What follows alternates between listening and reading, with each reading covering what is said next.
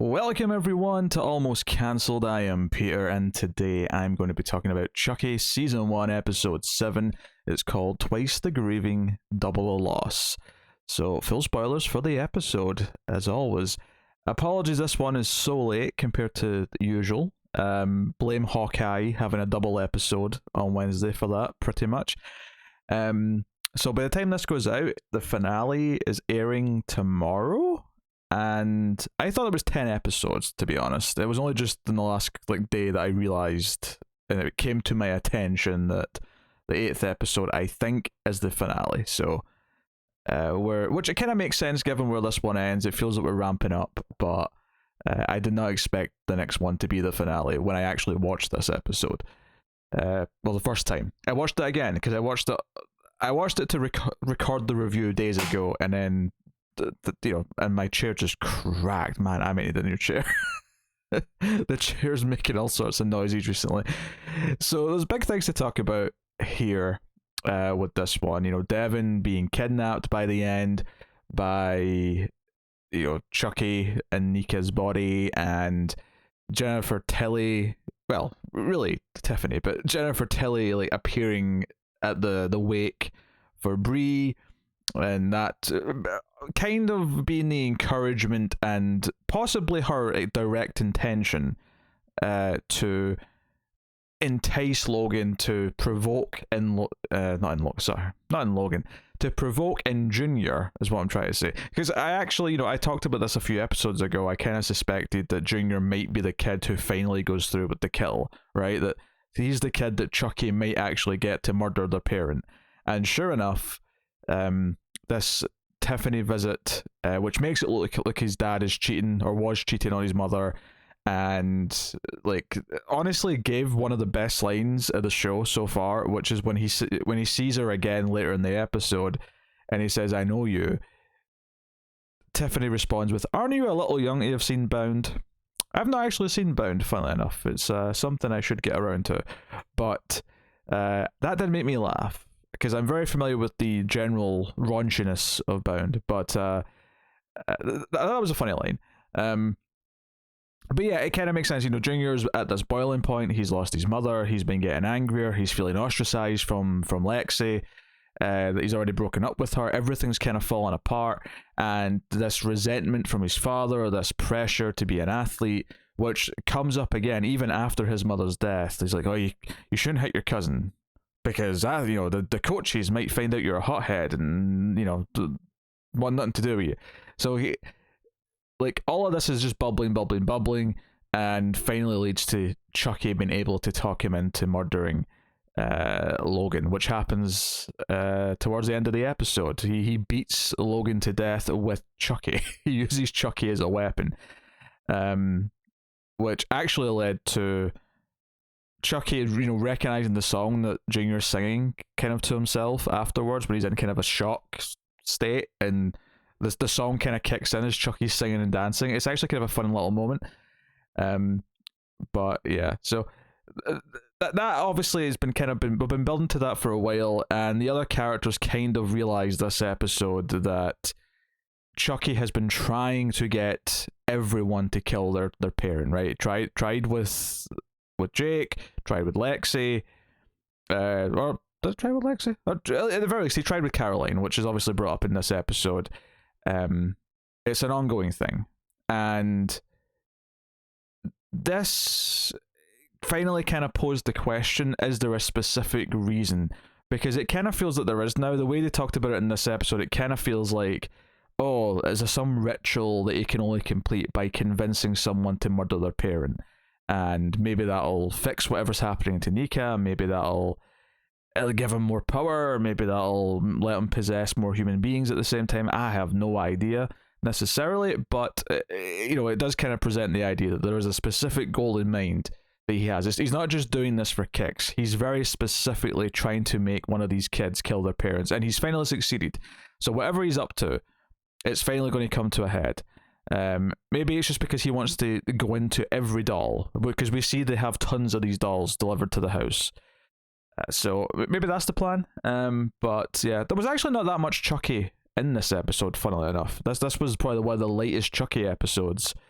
which is fine. There's nothing wrong with that, but it's just something I noted as I was kind of watching it. So character stuff this episode that is worth pointing out. I think some of it's, I don't think this is the strongest episode of the show. I think this is maybe a little weaker than the last like 3 episodes, give or take. Mainly because I do think some of the Devon is going to leave drama is a little bit just kind of like we're kind of going through the motions a little with that, because it's kind of they're at their worst at the end of Act 2 before the big finale, all that stuff. And the whole like Devon like being, oh, maybe I shouldn't be with you, Jake, because we're terrible together and bad things happen. Like it all just felt a little bit like contrived TV writing to me, for him to hate, though not even hate Jake. I wouldn't say he's mean to him per se, but the warped character logic of like, no, maybe you should take comfort in someone who cares about you in this trying time. Danny DeVito offers an egg. Maybe you should accept Jake's, hand of friendship, or romantic partnership, or whatever we're at this point. Because I kind of dig that they all seem to care about each other now. Which does lead me actually to a funny moment. Where I do think the dialogue went a little too far. So Jake actually, after he realizes Devon's going to leave town and probably never see him again, which I suspect might change, depending on what happens in the finale, and he decides he's going to leave too. He steals some of Logan's money out of his wallet, and he's going to just make a run for it. He goes to the bus station, or maybe train station. He goes to a transportation station of some description. And obviously he gets distracted because he sees a guy delivering the Chucky doll, which maybe this is a common thing that I'm just unaware of, but I've never encountered a delivery person carrying a package by hand and using public transport to deliver it. That's never something I've seen. It's certainly not with like a package, like something that comes in a box. Like maybe maybe if you no, I've never seen it. Like I guess the closest thing I can think of is maybe like someone or takeout food. They would never use public transport, but at least it's a bit more individual. Like anything that's ordered package wise off the internet, I feel like comes via a postal service of some kind, whether it be just the regular post office or your FedEx or whatever, right? Who have their own vehicles and a uniform and all. Like the fact that this guy's just walking through the station with the Chucky box was a bit weird to me. Maybe this is that weird. Maybe this is no more normal than I think it is, but it caught me off guard. But anyway, he pays the guy off with whatever he's got to get the doll and takes it to Lexi, and they start looking into, because he finds out where it was going. Turns out to be Charles Lee Ray's childhood home, which is obviously where Tiffany's just moved in. All these things are coalescing, blah blah blah, all good stuff. But the line of dialogue that I thought went too far, which I thought was a shame because it was a really nice moment until it went too far, was when Lexi realizes Jake was leaving. She says, "Oh, you would do that to your family. You would do that to us." And I thought if it stopped there, I thought, oh, that's a really nice little slip. The idea that she's accidentally referred to herself in the group as people who care about him, if not outright referring to herself as part of his family, that's actually kind of sweet. And I kind of like the idea of it slipping out without it being kind of addressed. But then she actually defines it and says, the family you chose, me and Devon, we're your family. Like she actually really points it out and explains it, and I thought that felt a little forced to me because, like, as much as they have bonded, as much as they are closer, as much as Lexi is a lot more sympathetic than she was to begin with, it feels like we've jumped a little bit to her referring to the three of them as a family. I think we've maybe jumped a little bit for that, but maybe that's a minor quibble. Like, ultimately, I like that they've bonded a little bit. I like that she argues and says, "I'd care if you left." Like, that's kind of nice. And they care about Devon, the fact that he's at the house. They're on their way there, and they're realizing like kind of what Chucky's up to, at least what his plan is. So what it's going to achieve, they don't know, but they're kind of starting to figure things out. And Devon, of course, was going to just leave, but he gets to caught up in wanting to go after. He doesn't want to at first, but then he second guesses himself, and he goes with the taser to the house to try and investigate, and he ends up getting snatched by Nika, who is now Chucky. So we get more of the impression, which is great, of her dad, because she's very good at it. There's a couple of flashbacks which kind of shows the where the relationship with Chucky and Tiffany started to falter a bit, where he started killing people without her, and she was very offended by this. This was like cheating on her. And those scenes are fun enough. I don't know if I got much out of them in the context of the overall story yet, but they might thematically be more important when we get to kind of the end game of the story. It definitely feels like Tiffany was intentionally like trying to provoke Junior in this episode, which makes me think that on some level she knows what, at least if she's not spoken directly to this doll Chucky that we've been following throughout the show, she already understands what his goal is and is trying to help. But it actually seems like they've at least had a phone call. And this is assuming, although the show has not presented me with the evidence to think that this is the case, but I suppose it's possible that all of the Chuckies that are alive can like pass messages through each other, or they're all kind of connected. I don't think the show has really like given me that over the course of the season, so I suspect that if it's more likely to have just been Chucky grabbed a phone and called her and told her, hey, this is what I'm working on. I'm working on this kid Junior. Come and do this. Work your magic.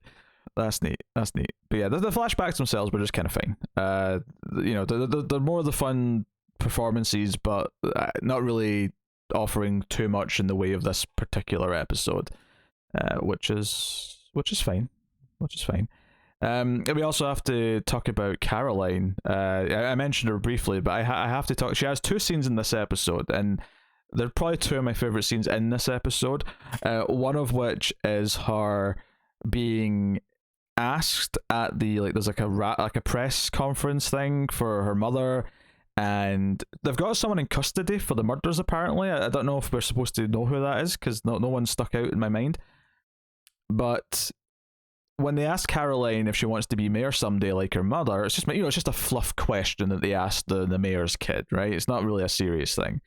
And Caroline, completely deadpan and just staring at the crowd, goes, Chucky asked me to kill mommy. And they all kind of go, what? What's this? And this kind of obviously helps Lexi sort of come to the realization that Chucky's been asking everyone to do this. And they also realize as well that like Chucky's made a point of making sure they all see like their parents die. You know, it happened with Junior, happened with Jake, happened with Devin. Not with Lexi yet, but I mean, there's still the finale. We still got time for one of them to die. Possibly more likely the mother. At least I think we're more hoping for the mother because she's the more unlikable character of the two. Because Daddy Mayor was not at the conference. He's abstaining. Interesting. And then the other scene with Caroline, which made her look like a little psychopath, is that she's upset that Lexi's putting all her dolls away, but then when they fight over one and she pulls the head off, she starts laughing like a maniac, and then they just start ripping heads off of dolls, and she's like, yeah, this is great! Murder! Death, kill! Murder, death, kill! Murder, death, kill! I got a kick out of that. Honestly, like, if season 2 of this show like even just doesn't have Chucky in it, if it's just Caroline gradually becoming a serial killer and then murdering like a bunch of people at the end of the season, I'd be okay with that. I think I'd be okay with that. I'm kind of joking, but at the same time I would be okay with it. The other thing, of course, is we're building up to Jake coming. Sorry, not Jake, sorry. Jake's around. Jake's already here. No, Andy. We're talking about Andy and Kyle, who are on their way to the town, but Andy ditches Kyle. The end of the episode is Jake arriving at the house. And it seems like Chucky's expected him, so maybe whatever he's got planned, maybe he's finally going to possess Andy. Maybe after all this time, maybe this like getting someone to kill the parent is all about possessing Andy finally. Because Andy's got like a built-up resistance or some shit. I don't know. Maybe it's all about Andy. But he seems to be expecting him at the end, but he did choose Kyle along the way at the station because he starts to feel bad. He wants to protect her. He sees her parents. He doesn't want to be responsible for another death in that family. It's a small moment. You don't get a lot of it, but you get a lot of their banter. But I suspect she's still going to come storming in to save the day at the last minute, probably with a big shotgun or something, and it might be a nice moment. But again, not much to like. I feel like this episode bizarrely, even though it's obviously an important episode and it's the penultimate episode, I don't have as much to analyze from a storytelling perspective, because I think it's mostly just paying off in a lot of things that it's been building up to, and we're going into a finale which I think I read that might be slightly over long. It may be going over the usual runtime, which is nice. You know, give it a bit more breathing room, make it feel special. What I will say is that I enjoyed how certain scenes played out. I enjoyed, you know, when Logan confronts Junior and he gets mad that Chucky keeps talking. He's like, "How do you turn this off?" Like the way Chucky turns round, but still keeps on the innocent voice. Like I thought the way all this plays out, there's a nice sort of, there's a nice obviously humor from Chucky, but there's a nice energy to everything that's happening in that scene that I think works really well. So that's nice. The scenes that I wasn't as into as much as, you know, like when Jake goes to Devin and Devin's like, you know, you don't have to worry about me. I'm not going to be here much. I'm leaving. I'm not living with my aunt. I'm going to a foster home. I'm going to go and be miserable. Like I could feel kind of some of the like, oh, we all have to be really sad right now and we have to do all this. I don't know if we needed to do this, like, you know, like even though he's not saying the same things Junior is, he's not saying that it's Jake's fault. He's not saying Jake's cursed or anything like that, but it's still going to make Jake feel kind of the same anyway. Like if he's like, no, we're not good together because clearly, you know, us hunting Chucky's just led to bad things. Yeah, big surprise, Devin. The stakes are real. Like you've been obsessed with serial killers for years, and finally you've learned that dealing with serial killers means that sometimes someone gonna get killed. So maybe it's a bit of a learning experience for Devin, but it did make that stuff a little bit, you know, it was a little bit less exciting to sit through, ultimately. But yeah, I'm looking forward to the finale. I'm looking forward to seeing what happens. So I'll be much quicker with the finale, I promise. But I wanted to make sure I squeeze this in before it was like, you know, just redundant because the finale was already out. So hopefully you're also looking to the finale. Looking forward to it, I mean, and we have a good fun time with some nice kills and yeah, see what everything's doing. It does kind of feel like there's a lot of room for season 2 to me. It doesn't feel like suddenly we're about to get a conclusion that's going to feel like everything's done and closed off. We've introduced a lot of characters this season that we can continue on with, and given that they're all at an age where they're just kind of on that brink of like high school age, because they're all in middle school still, right? It feels like it might actually be fun to do a few seasons of this show and watch the cast, like the main cast, kind of grow up. You know, because like they will look very different in a season 2 because they're just at that age where they're going to look different. And then again, probably in season 3, you know, season 3 they're all going to look like 18, right? Because of the time it takes to film and like release seasons and stuff. Like by the time we get to this 3rd season, if we get renewed twice, they're going to be like, you know, hitting adulthood by then, and that's going to be kind of a fun transition to watch throughout. But it's you know what, the show's got a lot more heart than I think we all expected it to when it started, and I think that's kind of endearing, and I hope that continues. So, but yeah, looking forward to the finale. Let me know what you thought of this one in the comments below. Like and subscribe, all that stuff. Get me on the Twitters at mailed_fuzz for channel updates, or get me personally for, you know, just my nonsense thoughts and feelings on things at Wibble89. Like and subscribing, dinging the bell, all those things help out on YouTube. And of course you can support us over at patreon.com/mailfuzztv for as little as $1 per month and get some bonuses for your trouble and help keep all the content coming. So please do help feed the cats. You know, most podcasters say help keep the lights on. That's like, I've noticed, the most common thing they say when they're sort of plugging their Patreon. I feel like help feed the cats is a lot more sympathetic, and you think of the sweet puddy cats and you're like, aww. It's manipulative, but you know what? That's fine. Let me know what you think in the comments. Bye, guys. Keep watching TV. Have you got any vanilla?